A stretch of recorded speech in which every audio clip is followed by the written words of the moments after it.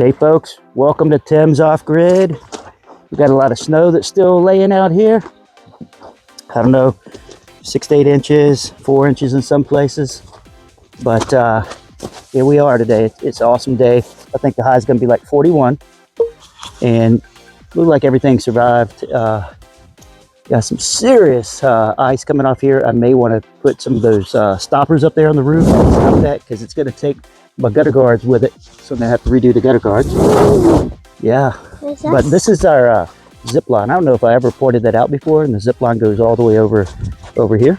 It's like an 80-foot zip line. And then that's our climbing tree right here, where you can climb up that wall, the part of the zip line stand, and climb up there. And then over here we have a really cool area where I've got the netting, and the boys like to climb up in here and jump from one netting to the other in there. So just simple ideas that you can do. And then here's like a commando bridge that we put up here from one end to the other, where you can do hand over hand and your legs to climb that. And I wouldn't recommend getting in there for sure, but yeah, here's where you climb up, and then you climb the tree, and then I belay from down here. So I use 550 cord, and then I feed the 10mm rope with the 550 cord, and then we all get harnessed up, helmets and everything, and get going.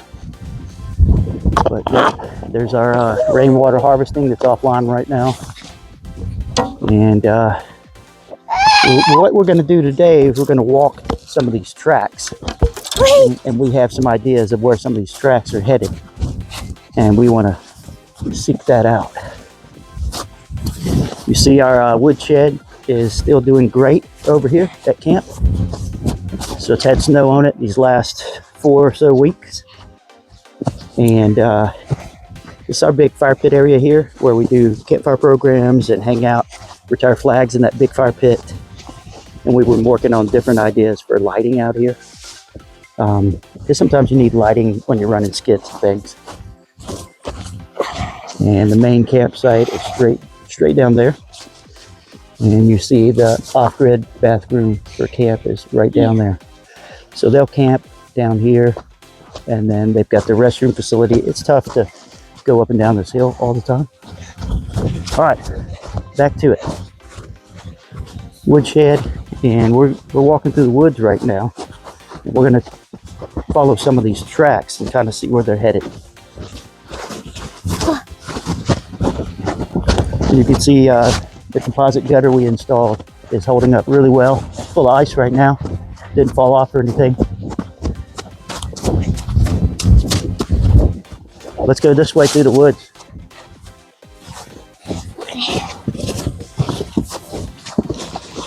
So you're kind of getting a tour of our different projects. Here's 2 of the big stacks of red oak that I have. Right here and right over there. This is from where we cleared all the trees that were around where the garage is and where the camper sits. And I'm looking at getting wood miser and start turning these into 4x4s, 6x6s, 2x8s, whatever. So I don't want them to go to waste. I'd rather process them into something. You know, I do go through a lot of boards out here. I'd like to build a pavilion for the youth for their campsite. This area right here, and you can tell I've got an area here where I can drive up and then back down the berm. But this is the berm that we've been building, that I'd like this area below the berm to turn into a retention pond with a dry hydrant, because you have no firefighting water up here for anybody's homes. So I'm going to take the berm out a little bit further, and then we're going to do a right turn, and we're going to come over here to capture this other embankment right there. And then we're going to get all these trees out, and we want to line this with clay and work with some professionals. That way we get it right. But the other thing is, when you get to the right spot out here, this is almost 250 yards on the shooting range to look all the way across through there. You can't see it right now because we need to get out just a few more feet on the berm. But that's why there's a lane here with no trees, because this was my original shooting range was. And yeah, I think that you get 2 for 1. You drive down the berm, offload all your shooting gear, and you can shoot from this berm, but at the same time, we turn this into a retention pond area. What this berm is made of right now is all the trees and lots of dirt, lots and lots of stumps, because it's too dangerous to burn things out here in West Virginia, as many of you know. All right. What? Did you say help?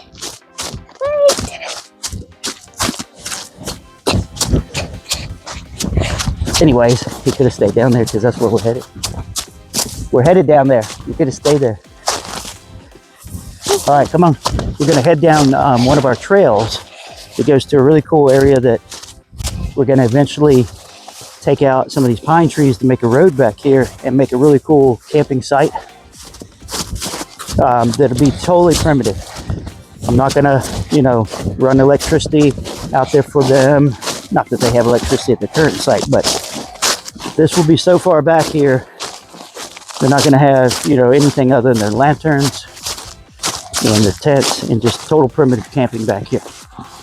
So as we build this berm over here, perhaps you drive down the berm and then come down the berm and we build a road. Right now, I just have a trail back here.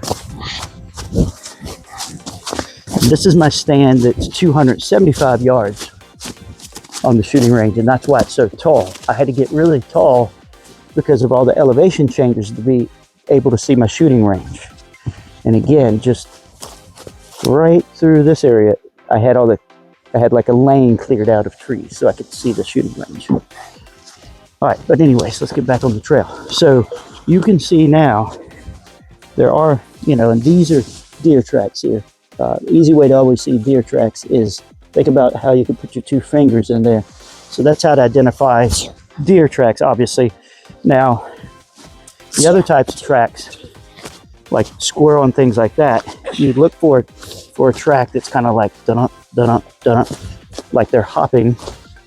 And sometimes you'll have the fox walks like that. So as I start looking at tracks like this looks more like the fox, and that's what we're tracking right now.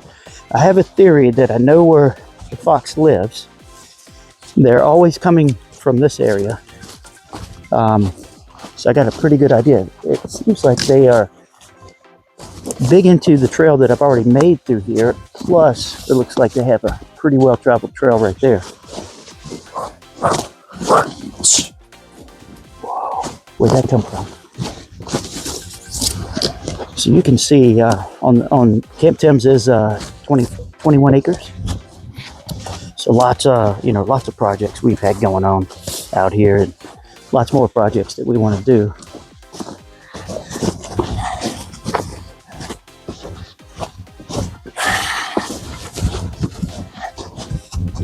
Now I will say, here's the animals we have out here: deer, black bear, raccoon, fox, squirrel, possum, and what's the other one we have? It's some type of cat. It's the fisher. So Ethan and I have been screamed at about a fisher out here before, and that's why some of my cameras are low to the ground. I'm trying to get the fisher on camera.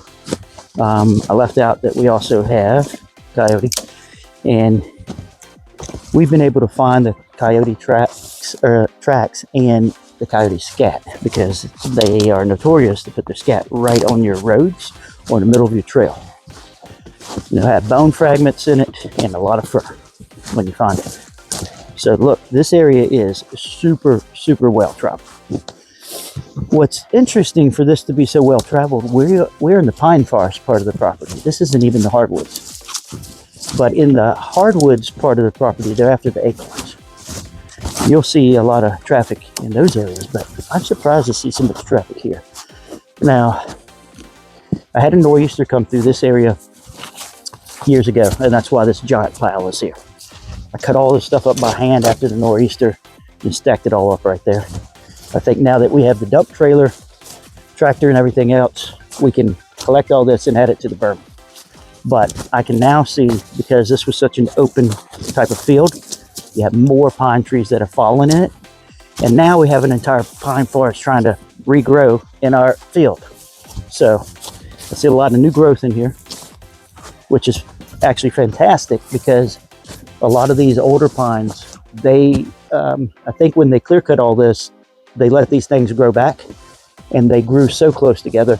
They're all fighting for all the same sunlight. So that's why you'll see all the lower branches break off because they die. And then the tops are thriving. And it's, you know, how much sun are they getting? How are they growing? And then because the sand is so much, or the soil has so much sand, these trees just can blow over in a windstorm. So, I mean, look at it right through here, nothing.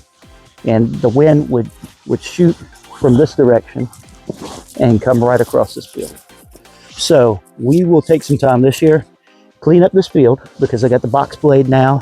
We have the dump trailer. We'll cut a road so we can get down in here with the dump trailer, load up all these trees. But again, look at all the traffic out here. So I know this is where these fox are back here. So let's go over where we think they have a house that's under a giant rock or a den. And why are we trying to go the most difficult way? Let's back up and go to, I want to climb over something. Still got this cast. We cut the cast off, did an x-ray, and need to wear the cast for 3 more weeks. And we have to get an MRI to take a look at some stuff. So the ligaments in the wrist. All right, tons of traffic back here. And this is also where we captured pictures of a black bear one year where he was digging up one of those beehives. So it's yellow jackets dig into the ground, or I don't know, burrow into the ground, but yellow jackets make their nests out here in the ground or dead logs and stuff like that. So we saw where a black bear had dug it up one time. I put a camera up and got photos of him when he came back for part 2 of his snack.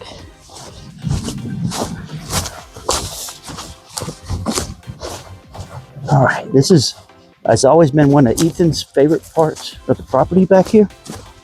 There's a really big rock. Let me go back and zoom out a little bit. There we go. Tons of traffic. Now, where my property ends and the other begins, it's hardwood. So a lot of these deer, they're out there coming across my property, doing some grazing to get to the lake to get water, and then they come back. So I don't think my property is a bedding property for them as much as it is a grazing property in a way they must traverse to get to the lake. All right, this is Ethan's giant rock. There was one year we took the whole troop down here and we cleaned all the moss and all the debris off of it to expose it more. But on the end of the rock, there's a hole that goes under it. And that's where we've always thought was a fox den. So we want to check that out.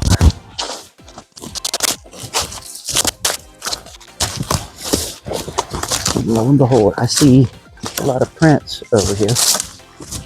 And here we are. Oh yeah, I would say for sure.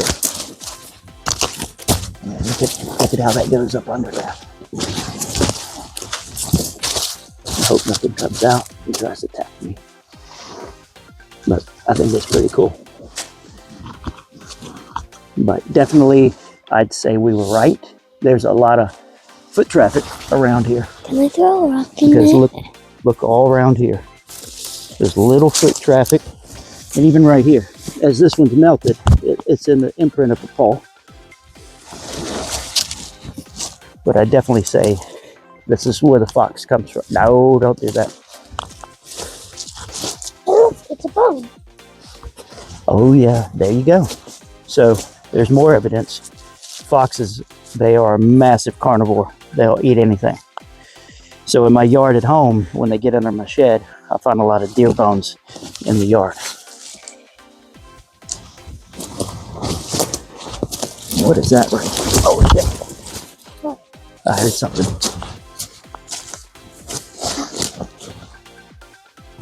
Caca, caca. All right, let's move on. Okay.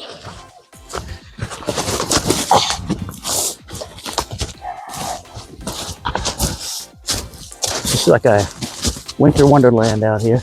Hey, you should put a camera. Yeah, that's genius. Yes. Yeah, that's what we should do. Yes, a camera over here, and I can really get some idea of what's going on with the fox. We were right.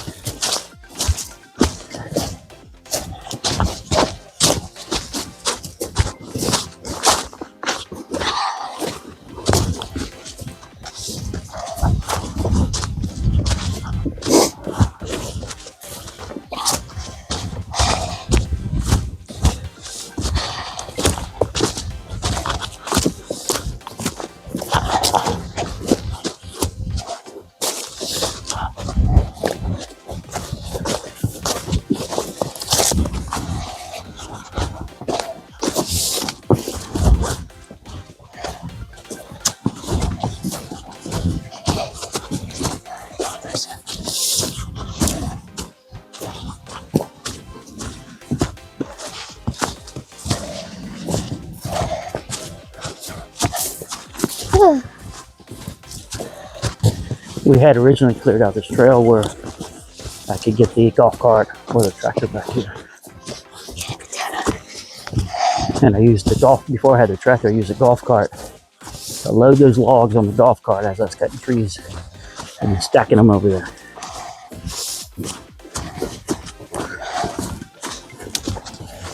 But definitely we'll spend some time back here getting this cleaned up, see if we can't turn this into a awesome, like super primitive site way back here.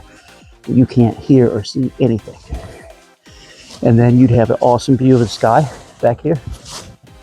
We're stargazing because it's wide open. And then obviously we take some of these widowmakers and get rid of them. Anything we think that causes a problem back here, push them back. There was a time too, I would bring the lawnmower back here and I would cut this area so it's not that bad back here in terms of ruts and stuff once you clear these trees out. But it's still kind of on an angle. Not a huge angle for some of it, but as we start walking up this hill, it gets to be.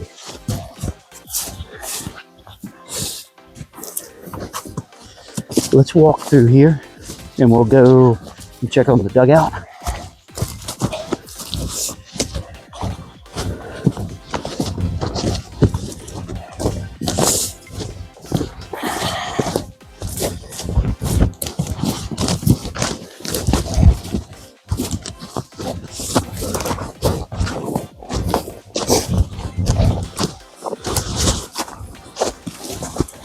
Yeah, it looks like our trail through here has lots of trees. These pine trees are like end of life, so they fall all over the place through the pine forest. The hardwood forest that we have is way more stable, of course.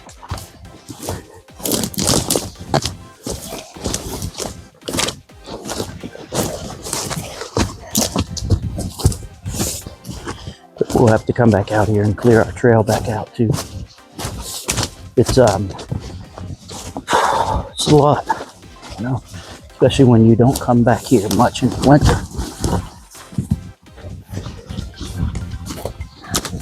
But you see a lot of traffic on our trails back here.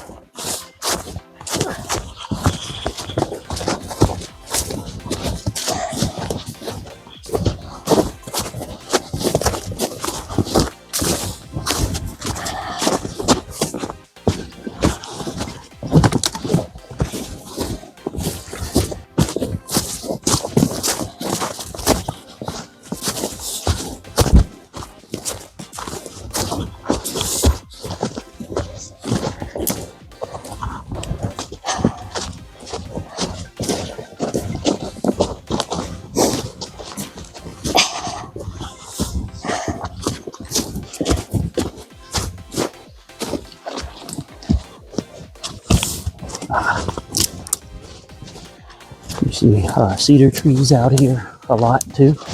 with the pine trees. But the cedar trees are in both sections. So cedar trees in the pine section and cedar trees in the hardwood section.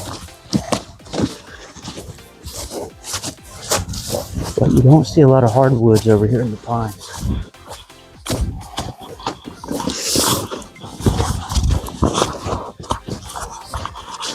And then the hardwood section I have oak, catalpa, mainly, and walnut trees. I'm sorry, locust. All right, here's one here, locust.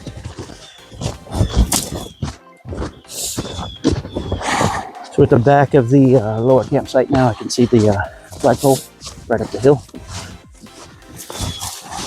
See the roots of the garage up the hill where the dump trailer's at. The tent platform. And right in front of us, I can see the dugout. I'm covered in snow right now. We're going to redo the entrance of the dugout. I want it to be taller. So we'll redo the entrance so that I don't have to crawl in there. And we're going to lay another layer of plastic and another layer of dirt on top of it. But surprisingly, I don't see animal tracks where animals want to go into the dugout. And they just don't know what they're missing.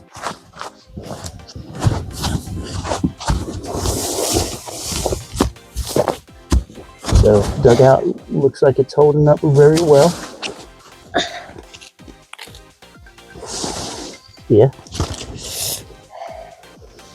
So, like I said, we're going to redo the entrance and get the height of the entrance about the same height as the rest of the dugout. The reason I did this was try to get an overlap between here and here so water wouldn't naturally run into the dugout. So I built up a berm in front of the dugout. And I was running out of big rocks to build up the sides. So I'll just need to go up top and collect some big rocks and bring them down there. But dugout's dry. Everything looks good there. All right. Let's walk back up the hill.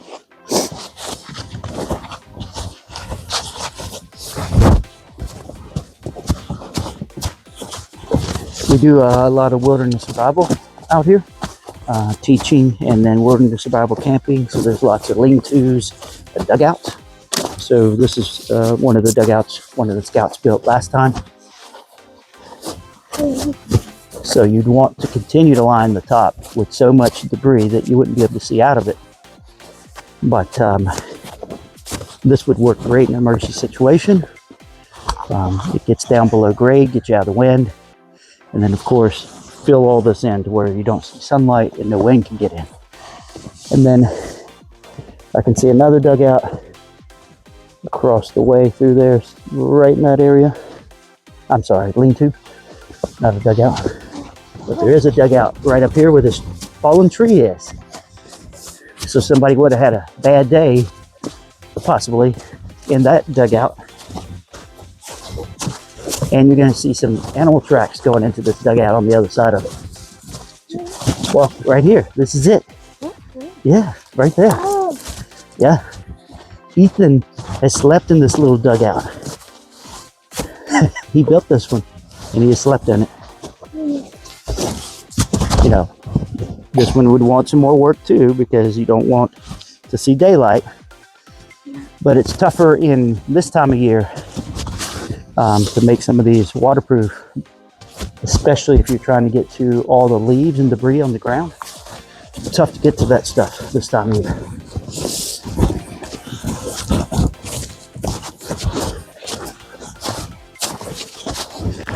As we come up the hill from where the dugout is, you'll see this is the whole lower campsite for scouting and tent camping platform. The first proof of concept of a tent camping platform is right there. You'll see their bathroom. It's right through there. So the bathroom's not right up in the campsite. I did that because of how people like to slam doors and stuff like that. Let them slam the door down there. There's a root cellar garage right up the hill right there. I'm probably gonna have a couple picnic tables down here this year because we're expanding the areas for camping. We got a really good fire pit down here. The reason I call this one the Gibraltar campsite is these big rocks right here that were here when I started this campsite. And having been in the Navy and sailed past Rock of Gibraltar a few times, I thought it was a fitting name. All right, this is where I've been working with that box blade leveling out, but you can see what the existing elevation would have been. Start from this stump and project that out to where it meets right over there. So I've cut all of this out right here to get this level because they'd be camping over here on an unlevel surface. Everybody hated it. So I've been working on that. So this is all dirt in this area here that I'll continue to load up into the trailer. I just couldn't load it up at the time because it was too wet out here last time I was working. I didn't want to get the truck and trailer stuck. It's harder to get it stuck when it's attached to a 2500 8.1 liter Suburban now. It's not relying on a diesel turbo to make power. It's instantly making power. So it's way easier to get down in here with that than to try to make boost at the low end of the RPM range with my F350 attached to the trailer. So that's why we've got the 2500 out here now. So that's the lower campsite. And 100 yards to the shooting range is right around the area of the dump trailer right there. So I think 125 is probably right around where we are now.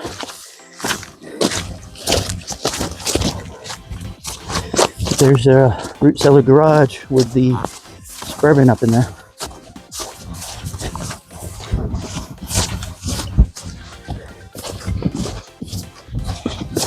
But now you've got a closer look of where the lower bathroom is to my right behind that cedar tree.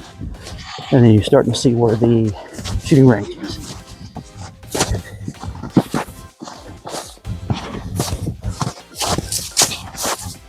Now I want to show you what I'm talking about, elevation change for these guys. It's going to hold the camera flat.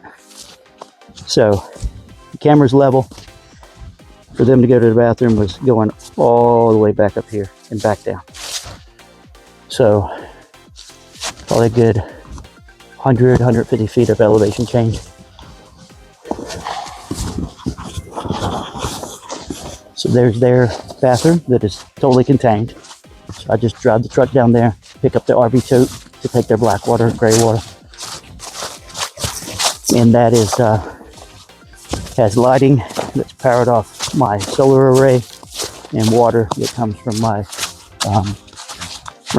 roof harvesting. Right, and here we are back here at the shooting range. This was an old logging road a long time ago. So it made perfect straight passage here, put a shooting range on. And I dug out the hillside on the left to make a berm for this. And now that this big tree is dead, I'll eventually go ahead and wedge it and push it on over. And we can have the shooting range expand out a little bit where that tree would be blocking it. So there's another campsite that we have. This is their fire ring here. And then they camp behind the cedar tree, this really big cedar tree.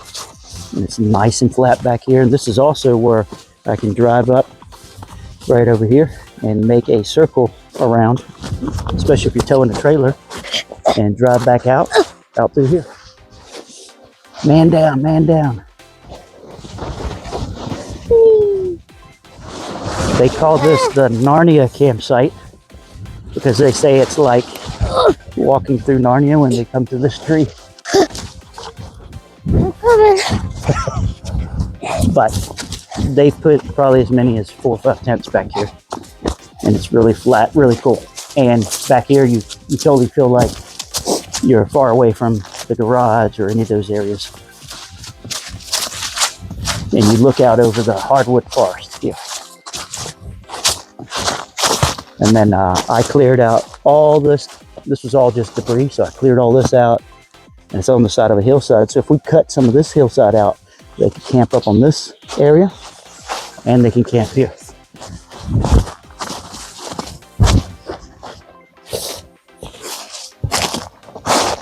All right, we're gonna walk back this way.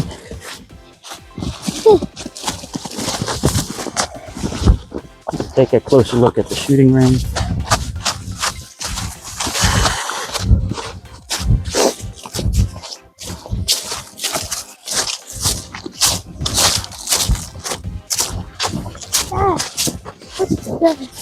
What?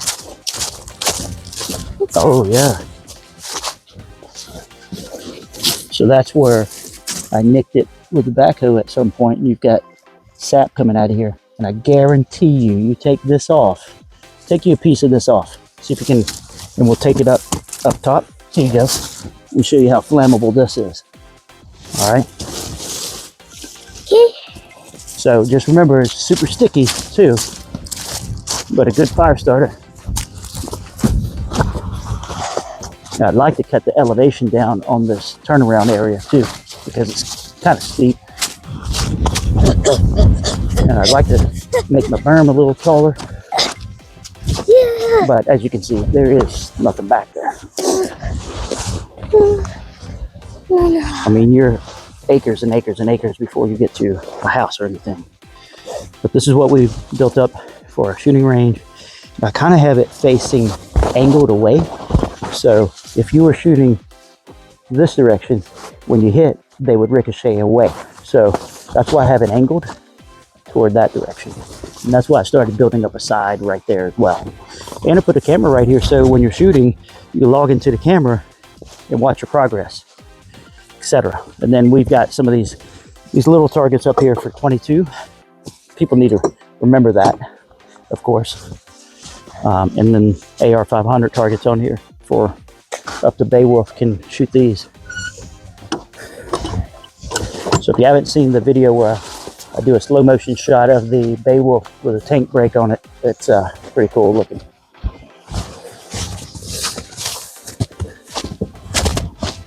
All right, I'd say that's about it for today. Appreciate everybody watching, and wanted to just give a tour of what things are looking like out here in the snow and see if we couldn't track down that fox den, and we did. And I know I heard something and it was time to go. All right. Subscribe, yeah. Subscribe. Yeah, please subscribe, share, give us a thumbs up. See y'all.